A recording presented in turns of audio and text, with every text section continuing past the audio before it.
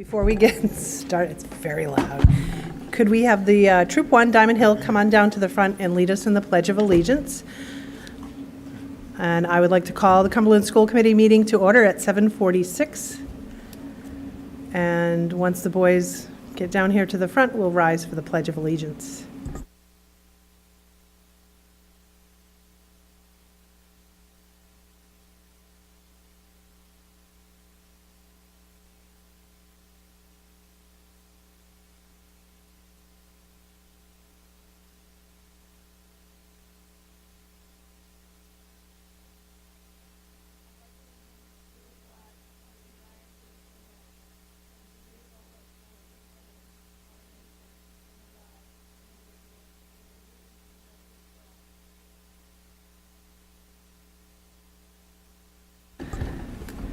Great job.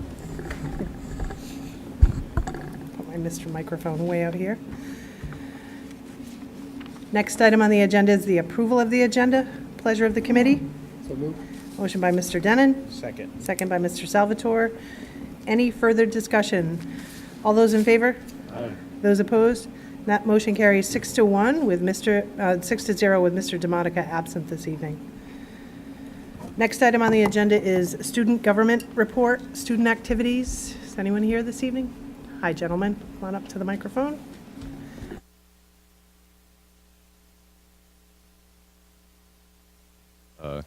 Good evening. I'm Chuck Wood, the sophomore president, and this is Sal Cialino, senior vice president. In our past events, we've had senior oratoricals. The annual senior oratorical speeches were delivered to the senior and freshman classes. Students shared stories of their lives, experiences, and talents. Ryan Laverty was chosen as the winner. Teacher and Staff Appreciation Week took the first week of May. Student government members helped to show teachers and staff the appreciation that they deserve through daily goodie bags and other incentives throughout the week. It was very successful, and the teachers really appreciated it. CHS Annual 5K took place. This was the third year for the 5K and was very successful. Fast runs have had great turnouts, so was this year. This year's 5K raised over $3,000 for spinal muscular atrophy. And junior prom took place last Friday at Kirkbrae Country Club, and this was a big success. Over 240 students were in attendance. And we have a few things coming up in the future. The 17th of May, we have a college fair being held. It'll be held during school and offer students the opportunity to talk with admissions officers and ask questions. On May 19th, there will be the National Honor Society induction ceremony.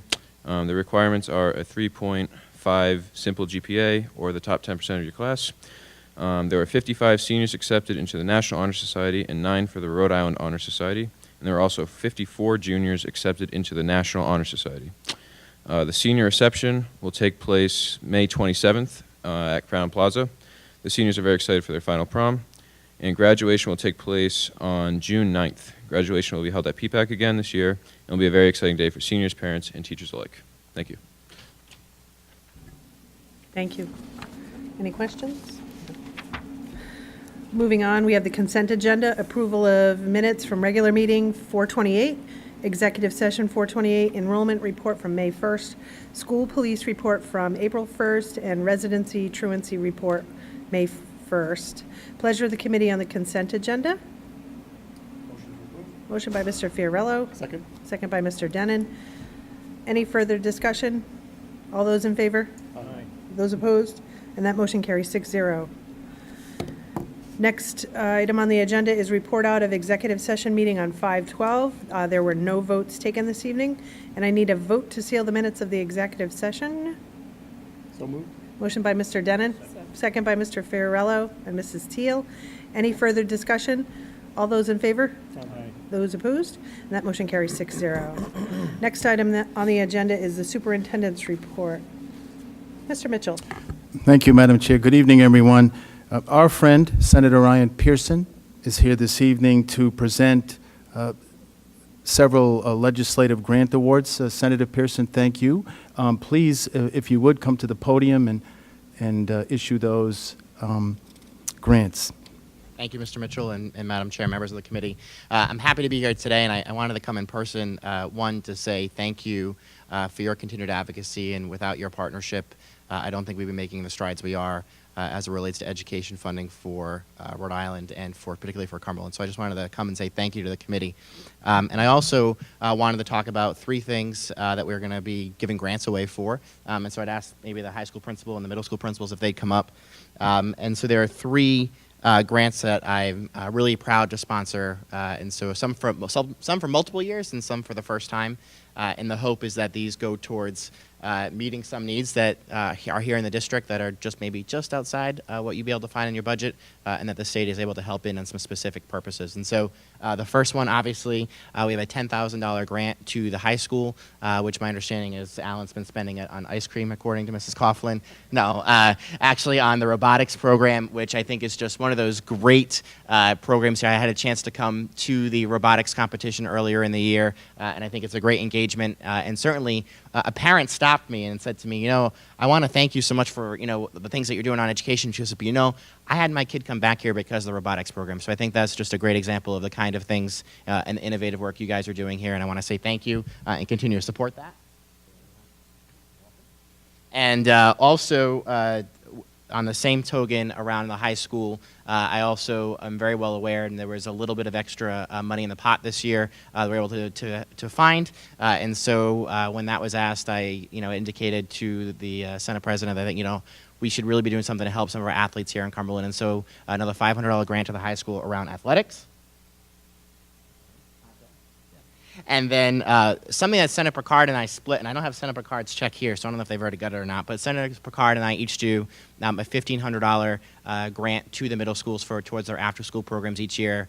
Senator Picard's been doing it much longer than I have, probably, I think, 5-6 years before I got in the Senate, and so we were able to add that in and continue that program at the middle schools. And so, again, to our middle school principals, I want to say thank you for their work and present this grant to them as well. And so thank you for your time this evening, and it's good to see everybody.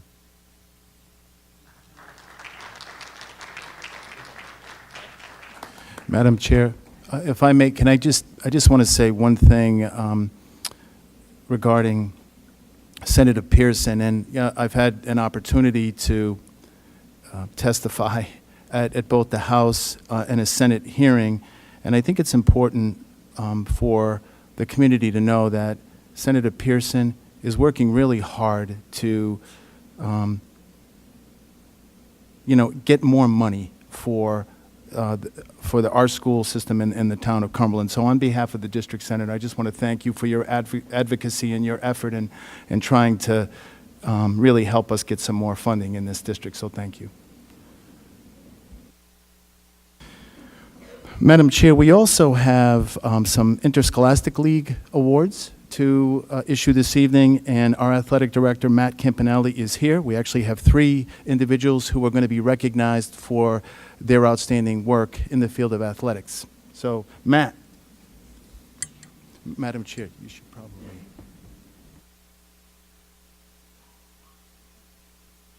So just real quickly, I've got the courtesy of the Rhode Island Interscholastic League to write these little blurbs. So I'll talk a little bit about the 3 award recipients as they were kind of honored at the banquet last month that parents, coaches, and myself and Mr. Tenero were able to attend. The first was an athlete who received what the Interscholastic League calls a Student Athlete of the Month, which is an honor given to a student athlete who both kind of excels on the playing field or playing surface, as well as gives back to the community, excels in the classroom, and things like that. And this student athlete is a great example. His name's Sean Laverty, who I'm sure you're familiar with. As a senior here at Cumberland High School, he's earned all state, all division, all class in the sports of cross country, indoor and outdoor track and field. For the past 3 years, he's also, this year he's also been nationally ranked in a couple events in the indoor track season. He's also recently attained the rank of Eagle Scout, which these young men can achieve to someday as well. And a big part of that Eagle Scout program was helping build the monastery grounds, the running trails, and making accessibility to one of the portions called Nine Men's Misery an accessible area to all. So that was a big part of that. And he's also a member of the National Honor Society. works with the town's rec program, helping coach youth track. Just an all-around great leader, great captain, AP honors classes, and is also ranked in the top 10. Although I know he did say at the banquet, which said he was ranked 5th in his class, he said as a senior that's maybe risen just a little bit. But right, top 10, Sean? We're good still? All right. So that's Sean Laverty.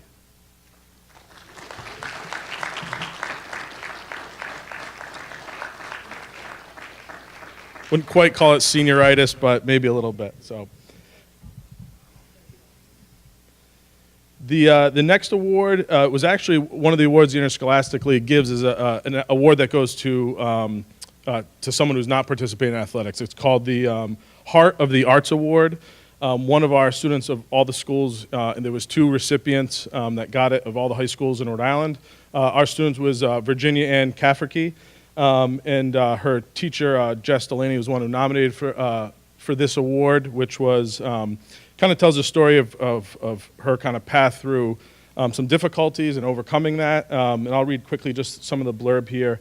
When Virginia was in middle school, her ability to play sports was limited by some health issues, so she channeled her exceptional drive and focus into other worthwhile pursuits. Coincidentally, she's also our valedictorian this year, and she serves as the co-captain of the debate team and is also a competitive member of our school's math team. And also vice president of our linguistics club. So she's channeled, obviously, her efforts in a lot of different areas. She's also performed extensive volunteer work that has included devoting 2 summers at Camp Hoffman and working with the Northern Rhode Island Food Pantry for Helping Hands Club and with the Girl Scouts of America. And this is a quote from her teacher: "Regardless of the competition she faces or the problems she must overcome, Ginny exhibits poise and grace." So, despite the battles Ginny has faced, and unlike her back, Ginny's drive and focus on excellence has never shifted. And this self-motivation is what makes her a dedicated, successful, and strong leader in the community in our school today. So, Virginia Ann Cafferty.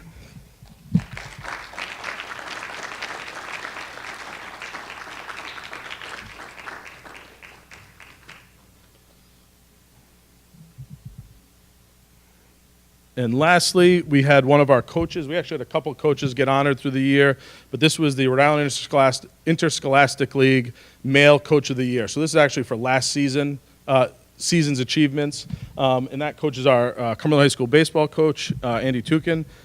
So real quickly, to kind of recap last year, if we recall, we had a pretty successful season. It was Andrew's first year as the coach. And started the season off strong, posting some solid wins.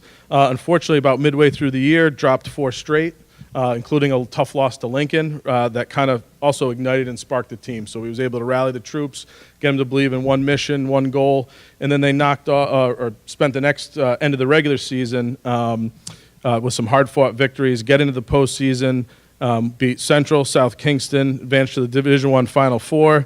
In the semifinal game, kind of avenged their last loss to Lincoln, even after dropping the first game.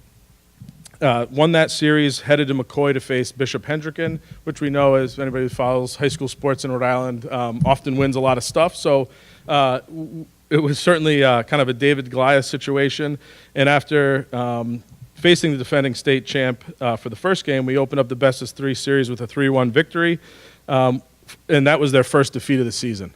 In Game 2, we suffered our first loss, and then went to Game 3 and lost a heartbreaker, 2-1 decision in 10 innings to lose the state finals. But most coaches don't like to admit moral victories, but sometimes, going head-to-head with the best team in the state by a long shot in a lot of ways is a good moral victory in the league.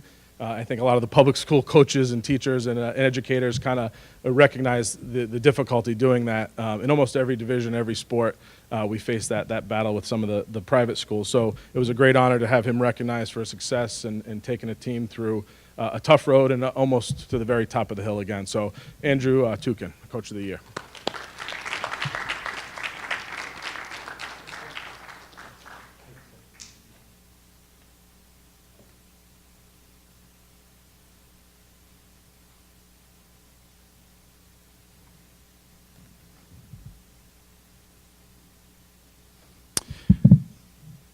Congratulations to all of those individuals for representing Cumberland so well. Speaking of representing Cumberland so well, I think I felt it was important that we recognize the 2016 Secondary Principal of the Year. I'm sure that many of you know that Dr. Jay Masterson has been recognized as the Rhode Island Association of School Principals 2016 Secondary Principal of the Year. And I thought it was appropriate that I share some of the nice things that people had to say about Jay. I think everyone that knows Jay really admires him. Inspirational, compassionate, and dedicated are just few of the words students, teachers, colleagues, and community members have used to describe Dr. Masterson. Academic achievement, school safety, and building community have been the laser focus of Dr. Masterson since taking over the helm of McCourt Middle School in 2012. While one teacher shared that Dr. Masterson's commitment to McCourt Middle School has led every person in the building to be more committed, another asserted that Dr. Masterson is the hardest worker in the building, arriving early and staying late. He sets a strong example for both students and faculty. Dr. Masterson has created a culture and climate of trust and hard work. Recognizing that students did not have a safe place to play at school, Dr. Masterson was solely responsible for the vision to create a practice field for soccer and other athletic activities on school department land that was overgrown and unsightly. With the help of the entire South Cumberland community, today the students of McCourt Middle School and South Cumberland have a beautiful field on which to play. Dr. Masterson has also been instrumental in leading the district with school safety plans and emergency drills. This passion transcends every school within the Cumberland School District. Dr. Masterson is clearly worthy of this recognition as the 2016 Secondary Principal of the Year.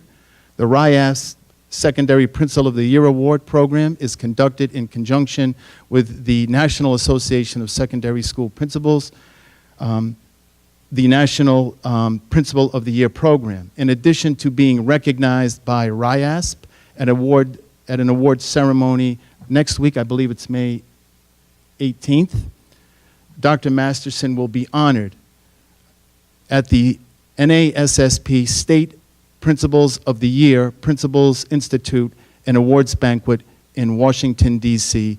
this fall. Please join me in congratulating Dr. Jay Masterson.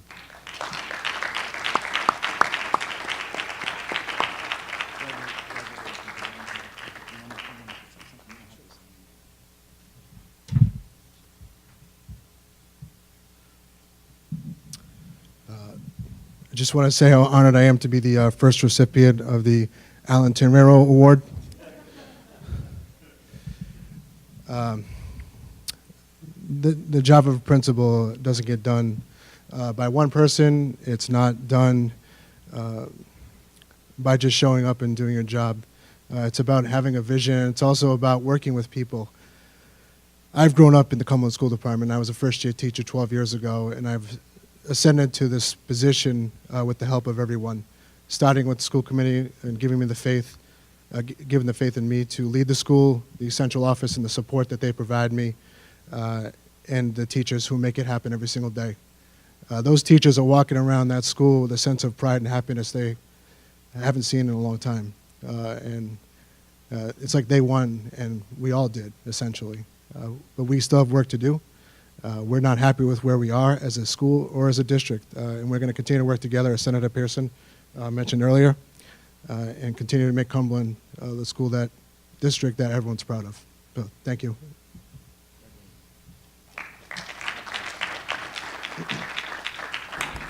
Excuse me, Superintendent Mitchell, if I could say a couple things real quick on Dr. Masterson. Jay's dedication to this school district is second to none. I stopped by his school last week, I believe, right? It was last week. No, was it this week? I can't remember. The weeks just flow into each other. Last week, and Jay took the time. He walked me through, showed me all the new upgrades, everything getting done at the school. It looks fabulous. And the respect that Jay has in the teachers with him, in the students, in the dedication there. That school is on a great upswing, and you're doing a great job. And I personally appreciate everything you've done in the school district. Thank you. Anyone else? All right.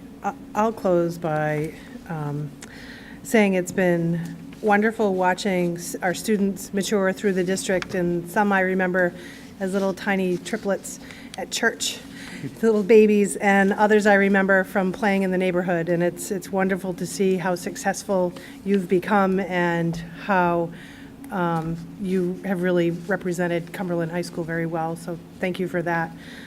Dr. Masterson, wonderful job. You were always the principal you were always the faculty member who showed up at our policy meetings, which were incredibly dull and boring at that time, but picked up the ball, picked up the torch, and Senator Pearson was on the school committee then, I think, so that explains a few things. But you always picked up the ball and ran with it, and you wanted to help, and that meant a lot. It meant a lot to me, and it means a lot that you continue that effort at McCourt. So thank you, and I think it's a well-deserved honor. And Senator Pearson, I hope everyone has a chance to watch the video of the Senate hearing, the joint meeting, because I think you capture the essence of the struggles that Cumberland has faced with its funding formula. You understand it. You have challenged RIDE to do a better job, and I appreciate that because I think most folks don't understand the level of intensity that goes into understanding the problems we face, because it seems like, we're doing okay, but the reality is the funding isn't working as it was intended, and it's not fair to the students in our community. So thank you for those efforts.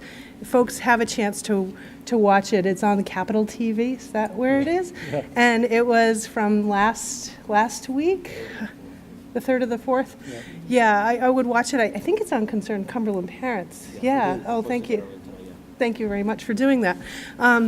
You should watch it because it really is informative and it does describe the challenges that Cumberland has faced, and I appreciate your working really hard for us, so thank you very much. Next item on the agenda is Chairperson's Report, School-Town Collaboration. We will be meeting with the town over the course of the month during the budget discussions, and we're looking forward to that. I think it's posted on the town's website, and I don't have the dates off the top of my head, but you can certainly look on the town's website to get that, and I think we'll post those as soon as we can on the district's website. Next item on the agenda is reports of standing committees, payment of bills. Madam Chair? Mr. Denon.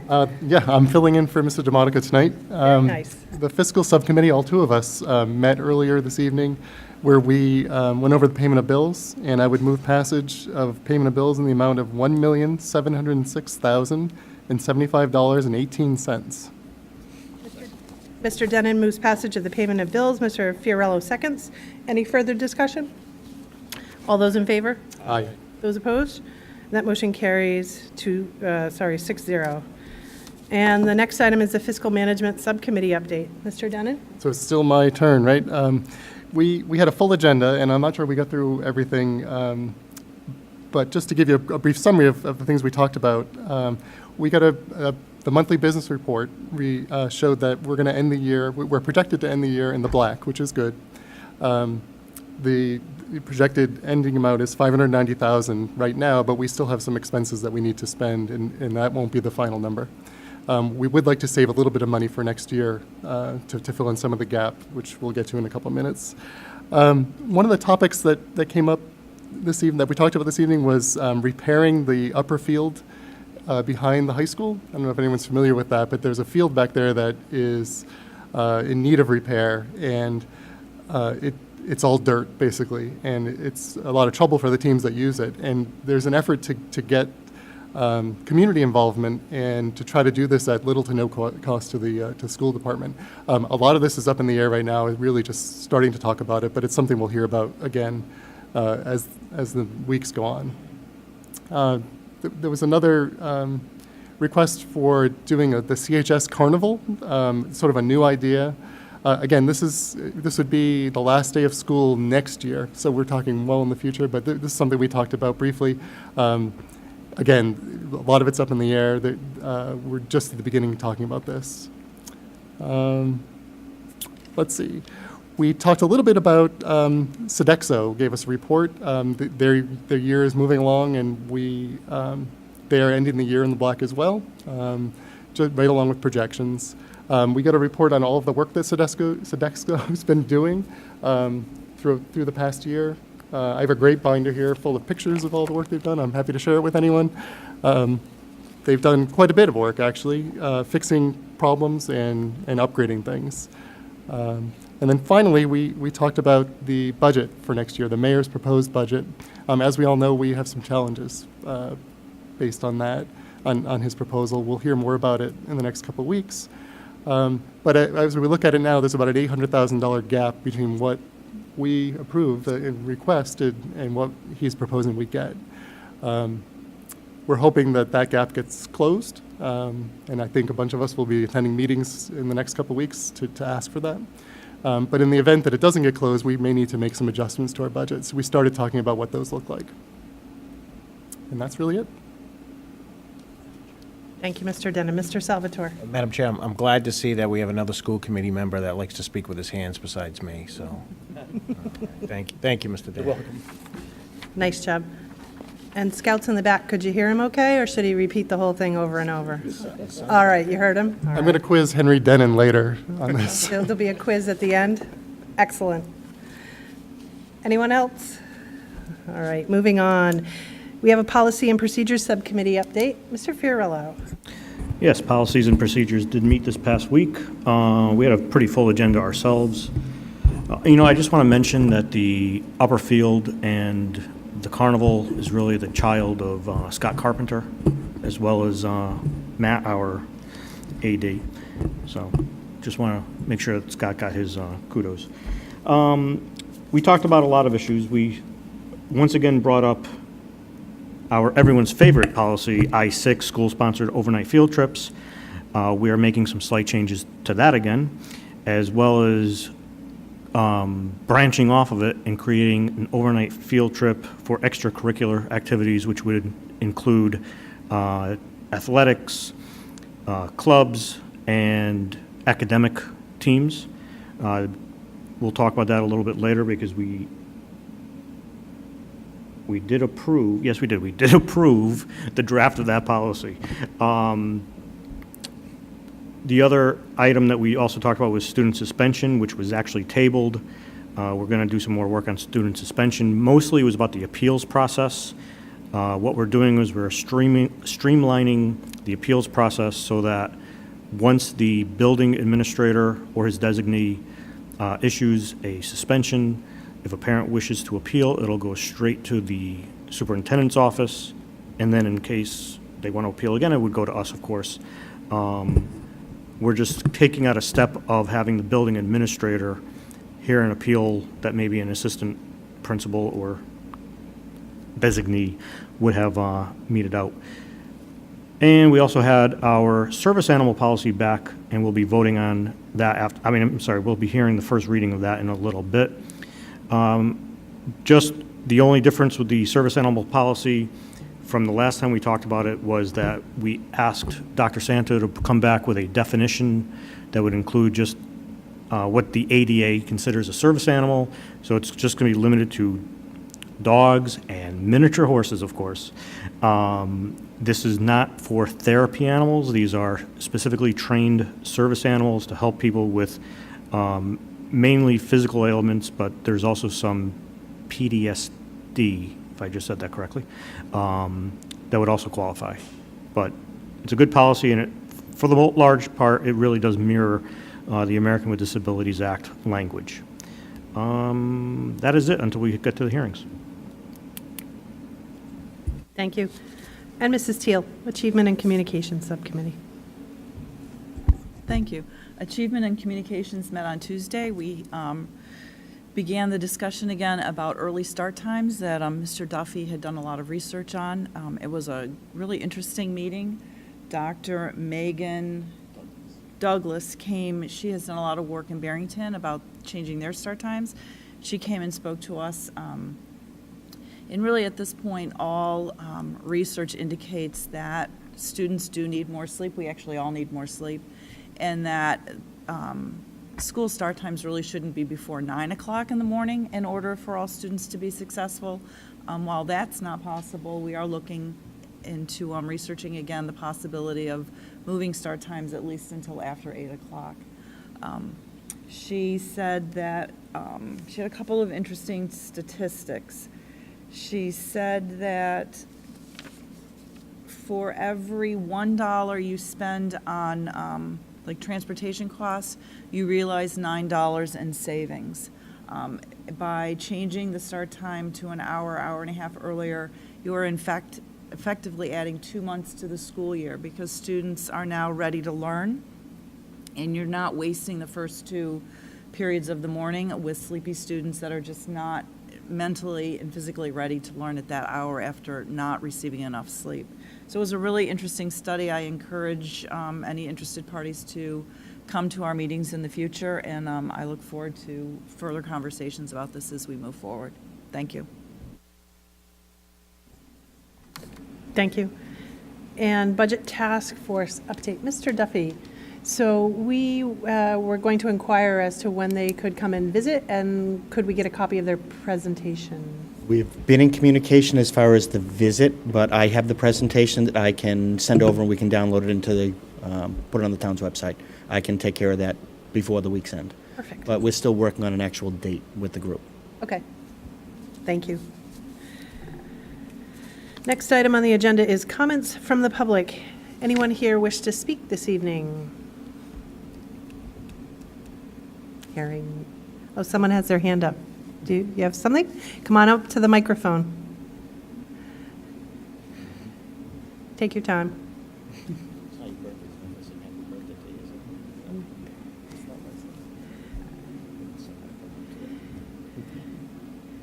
And you can move the microphone down a little bit so we can, it's near, closer to your mouth. So I just wanted to say something about the school's grading system, the 1, 2, 3, 4. Yes? I wanted to know if there's anything being worked on to move back to the 1 through 100 grading system, because basically, like, if somebody gets an 85 or a 75, they're both going to get a 3, but clearly one person has a higher education than the other. So I was wondering if there's anything going on with that. So I would say not presently. Mr. Mitchell, is there anything you'd like to add? I'm afraid to. No, we really haven't had any recent discussions around the grading policy, but I think it's important for us to continue to have conversations around standards-based grading. And I'm sure that my assumption is that you're representing the position of other students. So I think we have a responsibility to at least have a conversation around, for example, the concern that you just shared with us. So we will definitely take into consideration what you just said. I don't know that, that we're going to do a 180 and go back to the old system, but I think we have a responsibility to help everyone better understand the benefits of the standards-based grading system. But I respect your position on this, and I think we have more work to do still. Thank you. Oh, wait, hold on one second. Mr. Salvatore. What school? From North Cumberland Middle School. North Cumberland Middle School? Madam Chair, I recommend if this young man does have some concerns, maybe he can get with the principal or somebody, the administration there. And I'd like for you to write down your concerns and have those concerns brought to the board.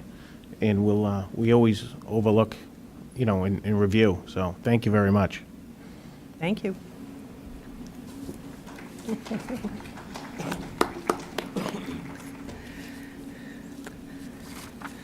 I see Eagle Scout in his future.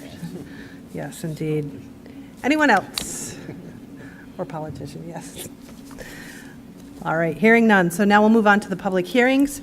We have the amended policy, school-sponsored overnight field trips. Mr. Fiorello, we are taking no action on student suspension, and I'll let you take over the rest of it. How's that? All right, so we will have the reading of I-6, school-sponsored overnight field trips, which is just an amended policy. So we will be voting on that later. We also have 2 new policies, the I-10 extracurricular school-sponsored overnight field trips and J-24 service animals in schools, which also has a cross-reference for G-16, and I failed to mention that.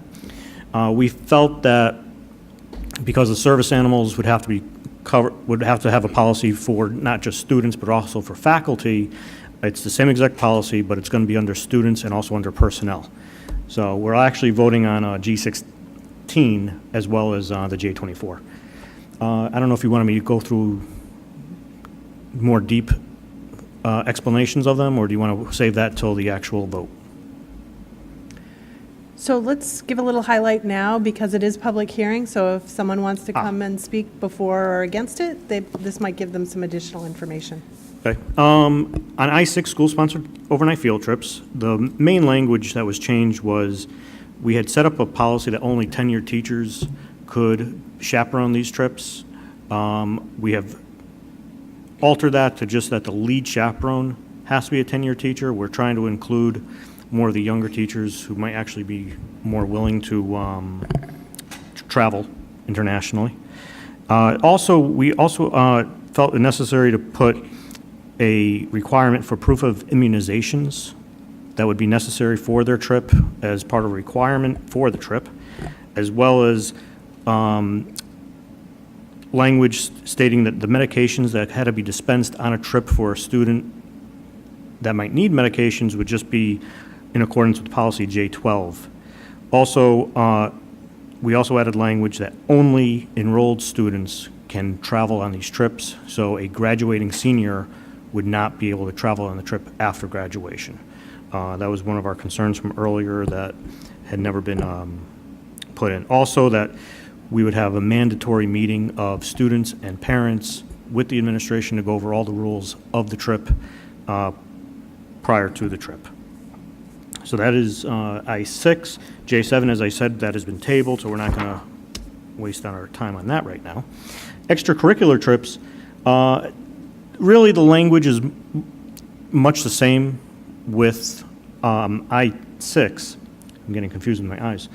The biggest change really is the chaperones do not need to all be faculty. We are going to actually allow parents to chaperone the extracurricular trips, because most of those parents have been doing this for years anyways. They are very involved with the groups, and these groups tend to be of a different nature because they're constantly together anyways. And a good example would be the Clef Singers, where they're a cohesive unit already. Parents are usually traveling, and just the sheer numbers in those groups, we would never be able to have chaperones if we required only faculty. So all the chaperones would have to be BCI checked and approved by the building administrator.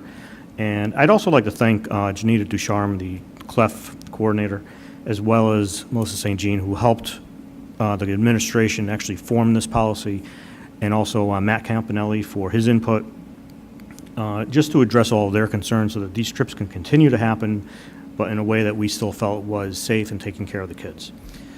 And J-24, service animals in schools.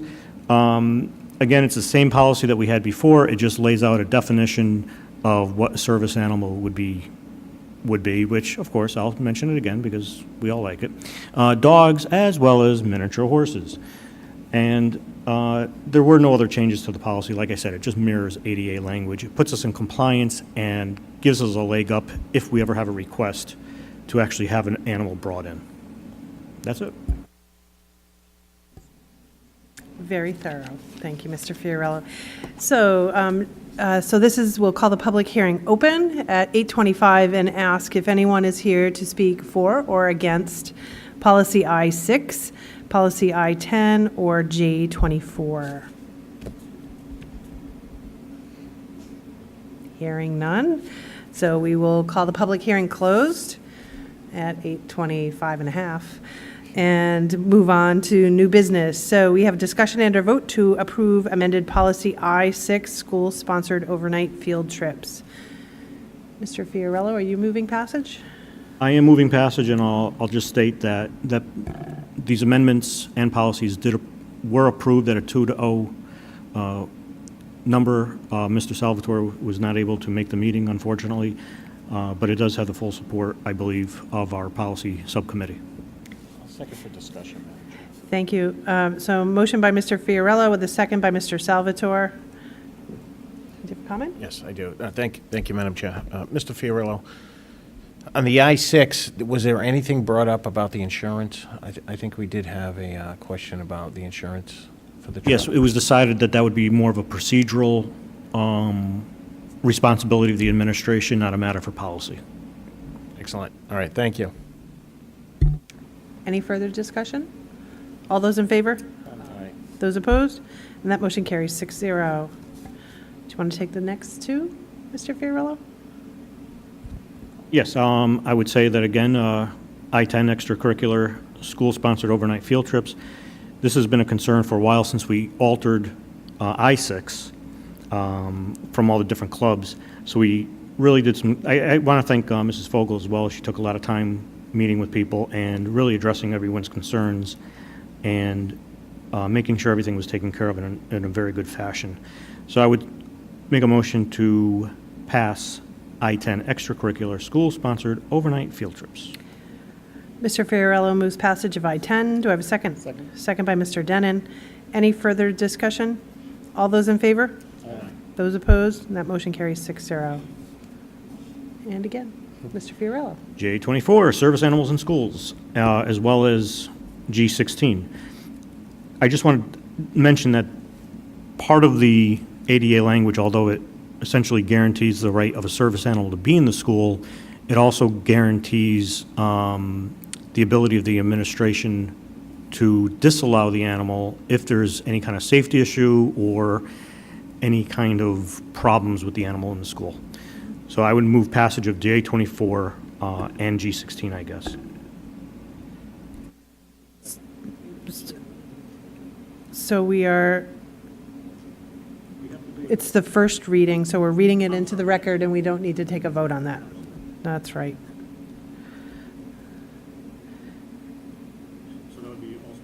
Yeah, so would you, let's see, so if we're going to go backwards, you would withdraw your motion? I will withdraw my motion. Mr. Denon would? Withdraw my second. All right. So there was no vote taken. Pretend that didn't happen. Next item on the agenda is discussion of school construction timeline for McCourt Middle School, North Middle School, and Ashton School. Mr. Mitchell. Madam Chair, just want to give a quick update. I believe that we are planning to have the project manager do a presentation at least before the fiscal subcommittee, if not the full committee, to give a more detailed report on all of the work that's going to be done this summer, which is pretty extensive, but just very quickly, just so that everyone has some idea about what the timeline will be. There's a lot of work that needs to be done at Ashton Elementary, McCourt Middle, and North Cumberland Middle School. All three of those buildings will be going through asbestos abatement, which is, as you all can imagine, a highly involved process. In addition to the asbestos abatement in those three schools, both McCourt Middle School and North Cumberland Middle School will be getting all new univents in all of the classrooms, so the heating and ventilation systems will be replaced and or repaired in those places where new univents are not going to be going in, but most of the rooms will be getting brand new univents. And in addition to that work at McCourt Middle School, they're also getting a new roof. So there is a very tight timeline. The work is actually going to start on the last day of school, which is June 17th.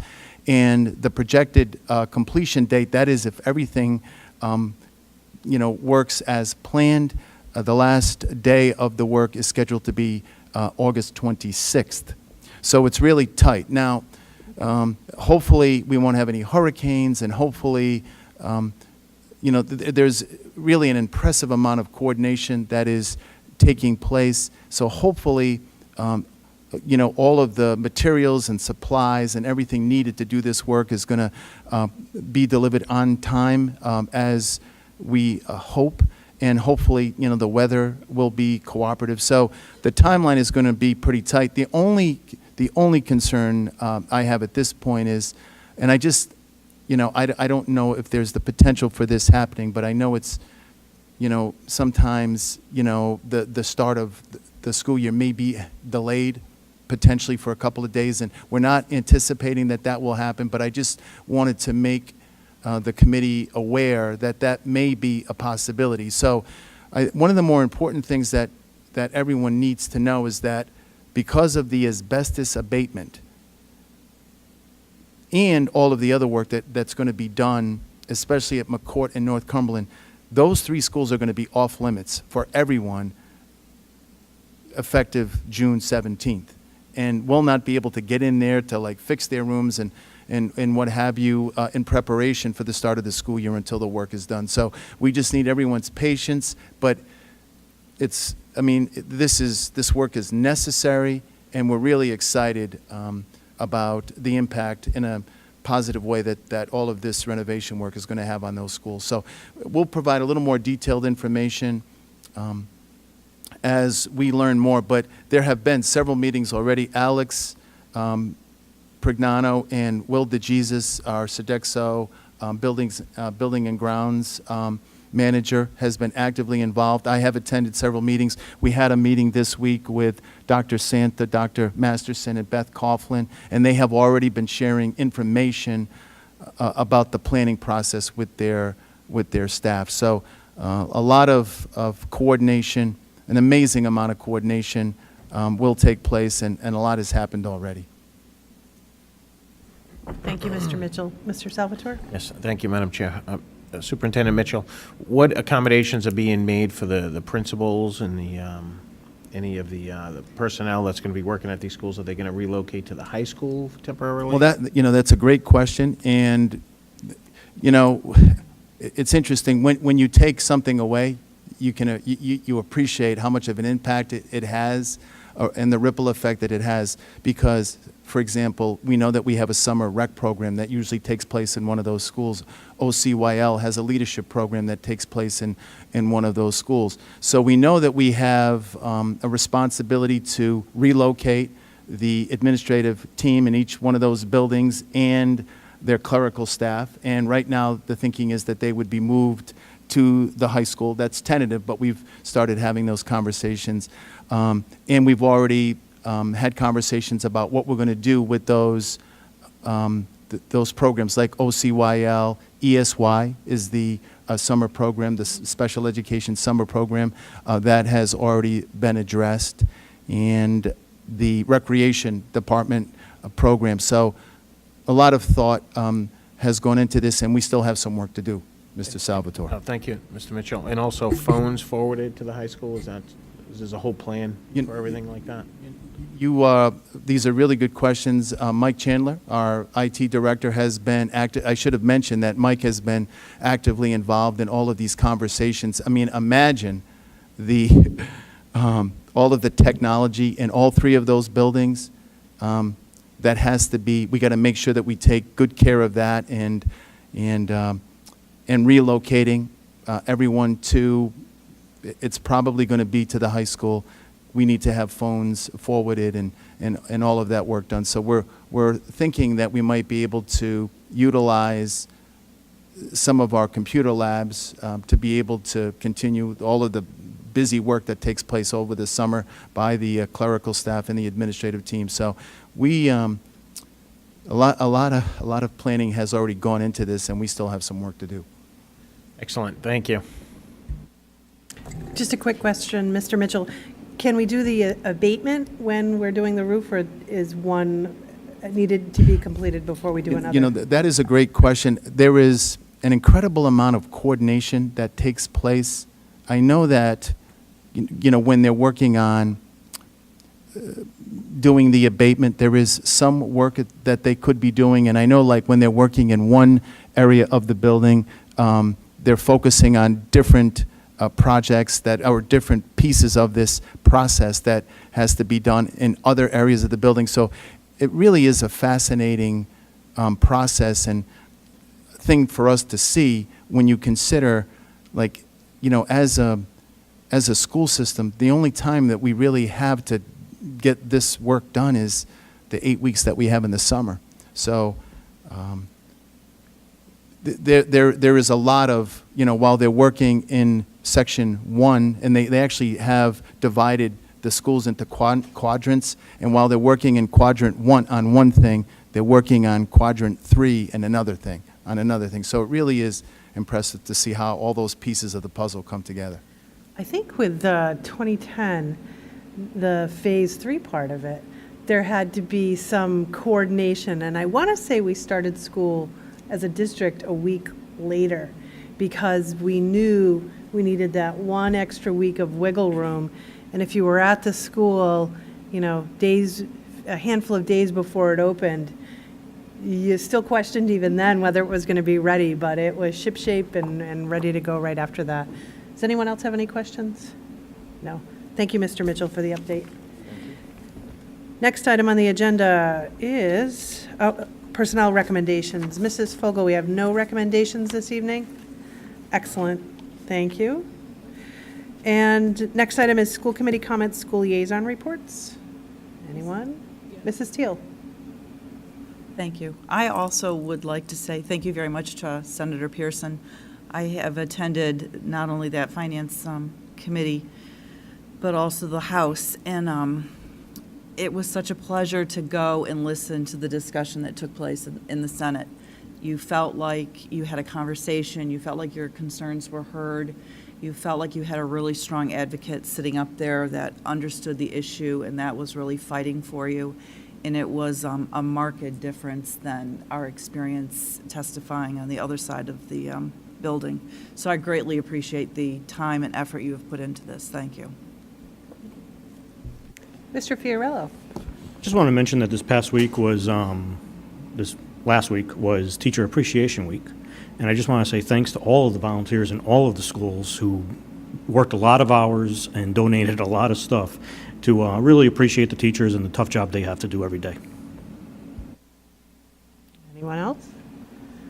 Just one thing, Mr. Mitchell, that was in our folder was related to the waiver request for BF Norton School.